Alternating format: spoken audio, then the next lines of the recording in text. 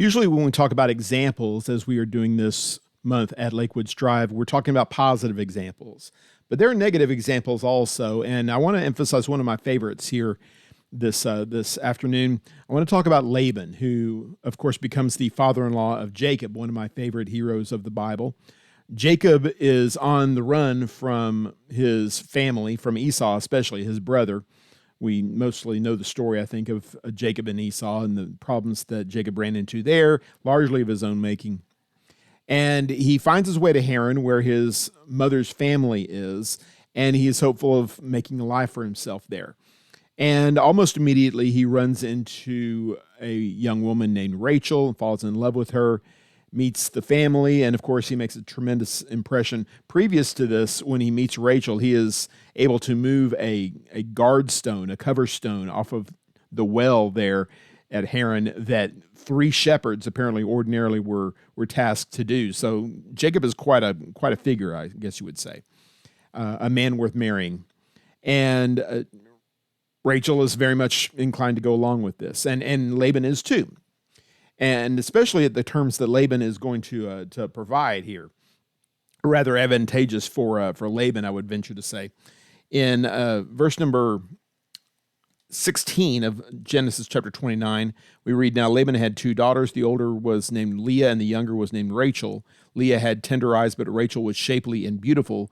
Jacob loved Rachel, so he answered Laban, 'I'll work for you 7 years for your younger daughter Rachel.'" I'm reading from the Christian Standard Bible today. This, of course, is a fantastic deal for Laban. He needs to find homes for his daughters, and if he can profit from it a little bit, then that's so much the better. Well, Jacob is an outstanding worker. He's going to get 7 years for free. Well, you can't go wrong there. You can't make a better deal than that. Well, as it turns out, Laban can make a better deal than that. We find out after the wedding nuptials in verse number 25, when morning came, there was Leah, that is in Jacob's bed. So he said to Laban, "What is this you've done to me? Wasn't it for Rachel that I worked for you? Why have you deceived me?" Laban answered, "It is not the custom in this place to give the younger daughter in marriage before the firstborn. Complete this work of wedding celebration, and we will also give you the younger one in return for working yet another 7 years for me." That is to say, go ahead and complete the marriage, accept her as your wife, and I'll give you the other sister also. But you're going to have to work another 7 years. And if you're like me, you would not have gone along with this deal for a second. At least, all things being equal, I wouldn't have. This is a ridiculous deal. He's going to reward Laban for his treachery.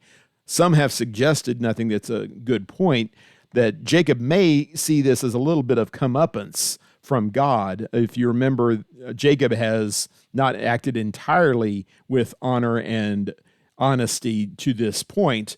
Perhaps it's entirely appropriate that Jacob gets ripped off here at the end when he finds himself on the brink of actually having a life for himself. At any rate, he's willing to do this. This is how committed he is to this task and to this woman. So he goes along with this.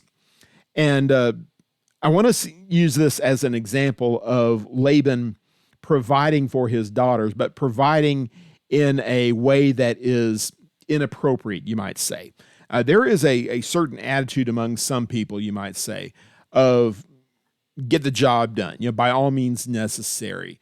There's no holds barred, you might say.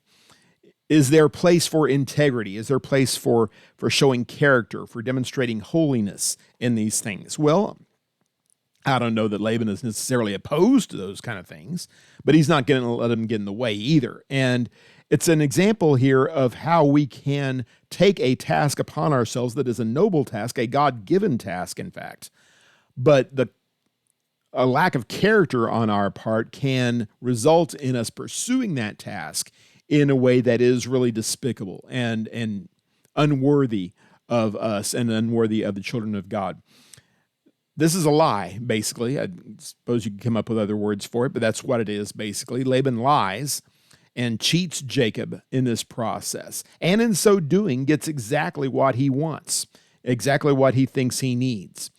And eventually he's going to make Jacob work 6 more years for his flocks, 20 years of labor where he essentially doesn't pay Jacob a nickel for any of this. Well, I think if Laban had the whole thing to do over again, he would do exactly the same thing that he did, because it could not have worked out better for him. But we, as spiritual people, people who know that we answer to a God in heaven, know that we have higher priorities than simply getting the job done as we may define the job in the moment. We realize that these circumstances, these responsibilities, these tasks that are put before us on a day-to-day, year-to-year basis are more than simply barriers between us and physical success. These are opportunities to show ourselves to be God's kind of people, or not, as the case may be. And I think it's healthy for us to look at our relationship with culture, our relationship with family, with work, etc., all of these things as being ways to demonstrate to God, as well, obviously, as to our neighbors and family, what kind of a person we are. Are we going to be God's kind of people? I think that we can be guilty, if we're not careful, of looking at our walk with Christ as simply being what we do on Sundays. And we are so separated from God's word. We're so separated from prayer and from worship and really from consideration of God's things at all during the week that we convince ourselves that work or play or school or whatever it is that we do between Sundays is irrelevant with regard to holiness and good behavior, etc. I'd like to think that we wouldn't believe we could worship God on Sunday and murder people the other 6 days of the week or whatever, largely because we're not inclined to murder people, because we think that we might get caught and then we might get punished for it, etc. But telling a little lie here and there, being less than honest, less than forthright with the people that we run across, well, if I can get an extra dollar out of it, why not? Well, this is why not. Because we answer to God in these things. And it's not simply a matter of getting away with it. It's a matter of being God's kind of person all the time. There's another example that comes up a couple of chapters later in chapter 31, after Jacob has completed his time with Laban and he is eager to leave. And by the way, Laban's daughters are eager to leave too, which might say something about Laban's parenting style, but nevertheless, we see when Jacob is preparing to separate and runs away, essentially, there is some shenanigans with regard to the household idols, the teraphim there in Laban's house, and we don't have time to get into that. But in chapter 31 and verse number 36 and following, we read after Rachel has been accused and they haven't found any reason to support the accusation, although the accusation is actually true. Jacob loses it. He finally, after 20 years of frustration, finally bubble over. Jacob became incensed and brought charges against Laban. "What is my crime?" he said to Laban. "What is my sin that you have pursued me? You've searched all my possessions. Have you found anything of yours? Put it here before my relatives and yours, and let them decide between the two of us. I have been with you these 20 years. Your ewes and female goats have not miscarried, and I have not eaten the rams from your flock. I did not bring you any of the flock torn by wild beasts. I myself bore the loss. You demanded payment from me for what was stolen by day or by night. There I was, the heat consumed me by the day and the frost by night, and sleep fled from my eyes. For 20 years in your household I served you, 14 years for your 2 daughters, and 6 years for your flocks, and you have changed my wages 10 times. If the God of my father, the God of Abraham, the fear of Isaac, had not been with me, certainly now you would have sent me away empty-handed. But God has seen my affliction and my hard work, and he has issued his verdict last night," that he warned Jacob about the shenanigans that Laban was trying to pull here, trying to bring the family back. And I think that Jacob is probably right in this. He has a better idea than I do, I suppose, thousands of years later. But every indication is looking at Laban's character here.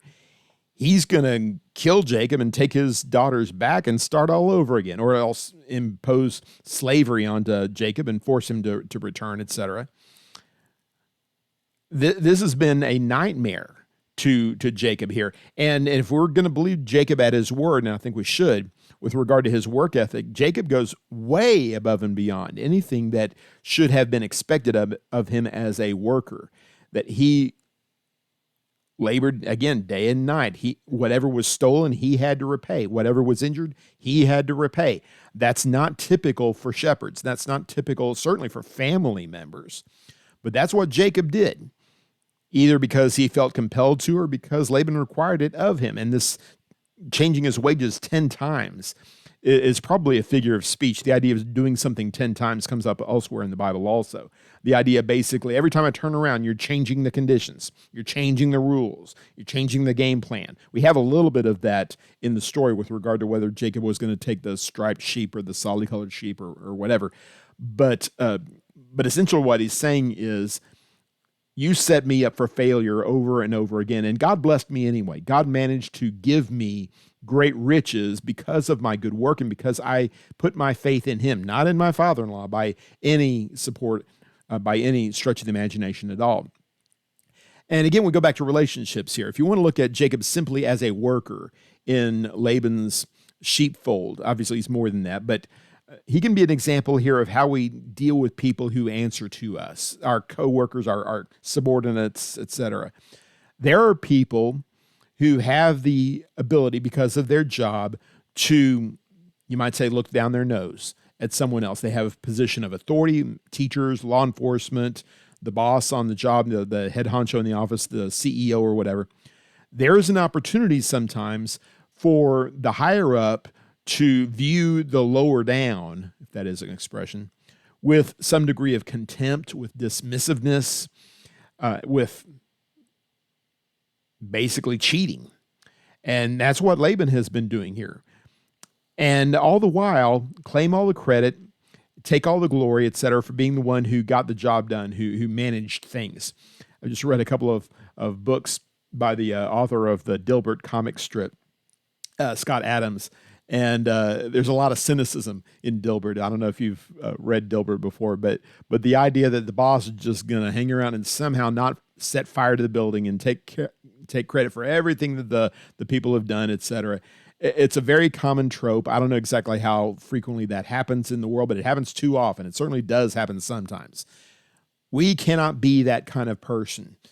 If you are in a position of authority, even if you're just a parent, your support that you offer to someone else, again, is a measure of your character. It is a demonstration of your connection to God. We have New Testament references to this about masters and slaves, etc., where you have an obligation to these people to treat them with kindness, with fairness, with equity. You don't take advantage of your position simply because you're able to and because you'll likely get away with it.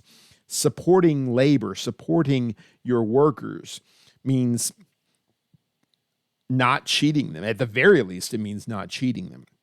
We need to find a way to be able to support one another in these relationships that honors God, that doesn't reject everything that we stand for as Christians, essentially. Later on in the chapter, in chapter 31, skip down to verse number 48 or so, after this speech of Jacob's, Laban says, well, all right, tell you what, we'll call it even.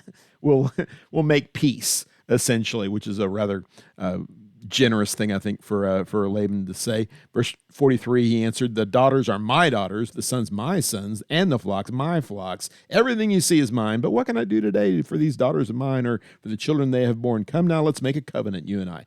Let it be witnesses between the two of us. So this all belongs to me, but I'll go ahead and let you have it anyway. Well, it doesn't belong to you, Laban. It's not yours. It never was yours. But thank you for your generosity. Thank you for your kindness. So Jacob picked up a stone, the text says in verse 45, and set it up as a marker. Then Jacob said to his relatives, gather stones, and they took stones and made a mound and ate there by the mound. Laban named the mound Jegar Sahadutha. Maybe I picked the wrong verse to read. But Jacob named it Galeed. And then Laban answers, and this is especially interesting, verse 48. Laban said, this mound is a witness between you and me today. That is to say, we're going to leave this in place here, and it's going to testify to this covenant that we have made. And look at how Laban describes the covenant, how he's making peace. And therefore, the place called Galeed and also Mizpah, for he said in verse 48. Then Laban said, this mound is a witness between you and me today. Therefore, the place was called Galeed and also Mizpah, for he said, may the Lord watch between you and me when we are out of each other's sight. Now, that doesn't sound so bad, right? May the Lord watch between us. That's the Lord, of course, is the Yahweh name of the Israelites. And it seems like he's calling God to be a custodian of this fellowship. Well, then maybe that's not so bad. Well, look at what Laban means by that. In verse 50, if you mistreat my daughters or take other wives, though no one is with us, understand that God will be witness between you and me. Laban also said to Jacob, look at this mound and the marker I've set up between you and me. This mound is a witness, and the marker is a witness. This marker that I have set up, by the way, did you notice that? A little subtle point there. Laban did not set up the marker. Jacob set up the marker. But anyway, and you will not pass beyond this mound and this marker to do me harm. Laban is making out like he's the one who's been afflicted. He is agreeing to make peace. He's agreeing to not destroy Jacob, as it were. But Jacob, you better behave yourself. You had better be a good neighbor, as it were, or God's going to come and get you. Well, when Jesus says in the Beatitudes, blessed are the peacemakers, I don't think this kind of attitude was what he had in mind. The idea of making peace by making threats is not a very family sort of thing to do. It's not a very kind-hearted kind of thing to do. And it testifies to the generalization about bad actors, that when people do bad things and they think bad thoughts, there is always this tendency to think that other people are doing the same kind of thing. If he were in Jacob's position, this is what he would be thinking about. He'd be thinking about going back to Haran and taking all of Laban's stuff whenever he wasn't looking or whatever. Laban says, well, I'm not going to allow that to happen. Now, Jacob is not of that character. Is there any reason in the world to think Jacob would ever want to go back to Haran again? Absolutely not. But there's maybe a guilty conscience here. There's maybe just a bitter spirit in Laban. In any case, he's going to make sure that peace is made here because he's going to threaten Jacob using Jacob's own God, threaten him with response from himself and from God if anything bad happens. In fact, there's a little bit of a recall back to the story of Lamech in Genesis chapter 5. I don't know if Laban had remembered the story of Lamech, but Lamech, before the flood, pronounced this curse upon anybody who would do him harm, anybody who would come up against him, comparing it, in fact, to the curse that God put on the one who would harm Cain. I can avenge myself 77-fold if God avenges Cain 7-fold, which is to say, essentially, I'm more powerful than God. I'm greater than God. Don't mess with me. That kind of attitude oftentimes is a sign of weakness, a sign of fear, but it's especially, regardless, it's a sign of a lack of moral character. And we need to make sure that we are better than that. When we want to make peace, we extend ourselves. We act with kindness and goodness and patience toward our fellow man. No, maybe they're not always worth it. Maybe threats might get the job done again, just like they did sort of with Laban. But we can and we must do better than that. One other point before we close up. If you continue reading there in chapter 31 and verse number 53, this is like my favorite part of it. The God of Laban is still speaking. The God of Abraham and the gods of Nahor, the gods of their father, will judge between us. And Jacob swore by the fear of his father Isaac. Verse number 53. And then Jacob offered a sacrifice on the mountain and invited his relatives to eat a meal. So they ate a meal and spent the night on the mountain. This is an indication, and there are a couple of them, little indications here and there, about what happened with Abraham's family before there was an Abraham, before there was a call. There is some indication that that Nahor, who is Abraham's brother, is worshiping the same gods that they had worshipped back in Ur of the Chaldees, that perhaps even Terah, their father, had carried those gods to Haran, which is where Terah died, and where Abraham receives the call. Abram, who was known at the time, in Genesis chapter 12, he's already in Haran at this point.